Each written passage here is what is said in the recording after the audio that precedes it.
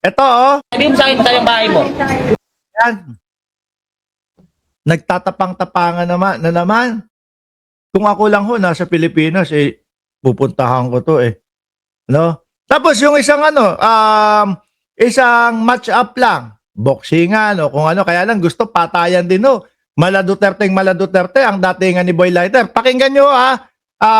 Tingin ko manggigigil talaga kayo dito kay Boy Lighter. Oh. Kung matapang ka, sabihin mo sa akin, saan yung bahay mo? Ako mismo pupunta. At sisiguraduhin ko, pati ipis sa bahay niyo, papatayin ko. Pag ako nakapunta sa bahay niyo, gago ka. Hindi ako Parang may saltik na tong bata na to, ano? No, yung tipo bang kala niya, ano, pag eto naka ano po mga kababayan, pag eto nakatikim ng mala left hook, ano? Yung tipo bang boxingan tapos walang mga gloves. Pag nakatikim ito ng left hook, tulog to mga bossing. Tulog to. Ito po yung nangunguna doon sa mga pagsugod doon sa Malacanang, yung sinasabi na sindihan yung lighter tapos susugod sa Malacanang.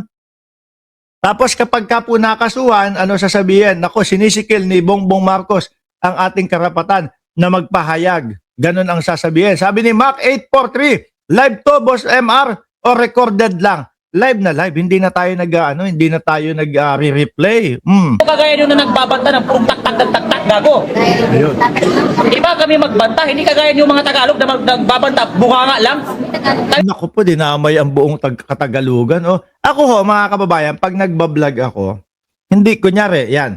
Alam naman po natin na ang mga DDS o ang mga Duterte Fans Club, mga Boss Chief Amo Sir, karamihan po niyan Bisaya. Pero hindi ko nila lahat, mga Boss Chief Amo Sir. Bakit? Kasi hindi naman lahat sa kanila Bisaya ho, mga bossing. O hindi naman lahat ng kabisayaan ay ang Duterte ang isinisigaw eh. Karamihan nga po sa kanila, mga bossing, eh wala nang tiwala sa mga Duterte eh. Pero kapag kaganyan, nilahat mo ang Katagalugan, nako po, eh madaming mga DDS din kahit papaano na mga Katagalugan. Eh di parang sinabihan mo na din sila ng duwag. Di ba? Sabi ni June, June Bal, subukan mo para malaman mo ang Tagalog. Pag nagbanta kami, ginagawa namin. Lumaki ako sa lugar na kinakain namin ng balat umagat gabi, kaya huwag niyo akong sindakin sa mga kutsilyo ninyo. Oo. Eh di sana, tangin na ng mga Tagalog kayo dito sa Luzon na ngayabang ninyo. Opo. Ibang klase ni lahat po, no? Sa akin po, wala kayong maririnig, mga kababayan, na utang yan, mga ano yan, mga Bisaya na yan ng mga DDS. Wala kayong maririnig na gano'n. Kasi alam ho natin, mga kababayan, hindi po lahat, no? Hindi po lahat ng Kabisayaan ay kampon ng mga Duterte. Binababoy lang naman kayo ng mga politiko nyo magnanakaw. Di ba? Kaya, banta-banta. Kasi ako palagi kong ready. I'm always ready to punch my enemies. Oh. Sabi ni Vivian De Vera, try mo kaming mga taga Pangasinan. Oh, boys, Boy Lighter. Oh, di ba? Pag nakita nyo ito doon sa lugar ninyo, ay pitik-pitikin nyo na lang ho. Mga kababayan, pitikin nyo yung tenga. Tingnan nyo kung papalag talaga. Pitikin ko tenga nito. Tingin ko, hindi uubra to. Hindi papalag to. Di ba, dukha? Di ba? Sabihin mo, patay ako. Ito ang mga vlogger ni Marcos. Yung mga kiki ninyo sa social media, tingnan nyo lahat ng vlogger ni Marcos. Wala man lang gwapo. Grabe naman siya, no? Buti pa sa, totoo naman yung sinasabi niya, mga kababayan. Ano po? Buti yung mga DDS na mga vlogger, ayan, kagaya nung sila, sino yan? Yung sumusugod dito, hindi niya na inulit sumugod dito, mga kababayan. Yung yung kilikili pa lang may banil na, hindi ko na matanda kung ano pangalan nun. Buti pa sa kanila, puro gwapo po. Yung iba, tapyas yung uso. yung iba, mukhang mga kriminal. Lahat pangit, lahat adik. Kung hindi kiki, sira ang ngipin. Yan ang mga vlogger ni Bongbong Marcos. Kaya pag may kiki yan, vlogger ni Bongbong Marcos yan. Kasi kapal ng kiki yung kabubuhan ninyo.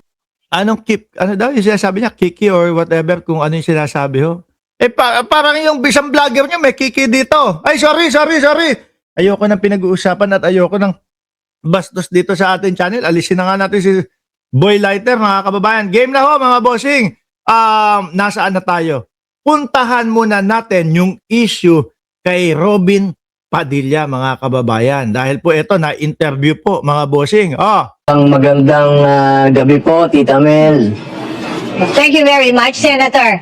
Once and for all, can you confirm po yung mga ulat, mga sabi-sabi dyan? Kayo daw yung kasama ni Senator Bato de la Rosa sa pag-alis sa Oo, kumpirmado, nakasulat, nakalag doon sa logbook ng Senado. Itatanggi mo pa ba yun? Senado. Kayo pa raw yung nagmaneho ng sasakyan palabas. Bandang 2:30 ng madaling araw noong Huwebes. Oo, sir. Yun yung sinasabi ng mga nakakita sa inyo, sir, ha? Huwag mo itatanggi, ha? Tingnan natin kung talaga bang totoo yung sinasabi ni Mariel na kahit mapahamak si Robin, pag merong kasama kaibigan niyan, ipagtatanggol. Sige nga, tingnan natin kung kaya, sir. Senator, ano po ba totoo, sir? Tita Mel, ano po kasi ang sabi po ng mga otoridad, magkakaroon daw po ng investigasyon patungkol dyan.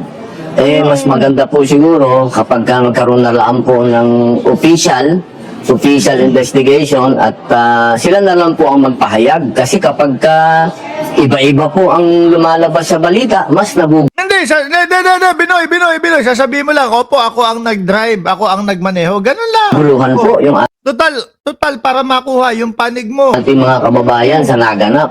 Kaya sana po, antayin na lang po natin yung formal investigation. Opo. O sige, Senator, ganito na lang meron kami inihandang video.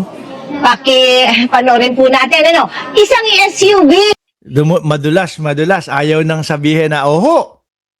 Yung tipo bang tapang-tapang ni Binoy, oo, ako po ang nag-drive, nagmaneho. Siguro, kinakabahan na po dahil syempre kapag kayan umamin, mga bossing, at posible na makasuhan ng harboring, ng pugante, o obstruction of justice, mga kababayan, yari siya. Kaya ngayon, medyo tikom na ang bibig, naduduwag na magsalita. Di ba? Sabi ni Kilwix, wala na. Nakunan kasi ng GMA News palabas ng Senado bandang 12:30 ng madaling araw. Nung Huwebes po, nung May 14.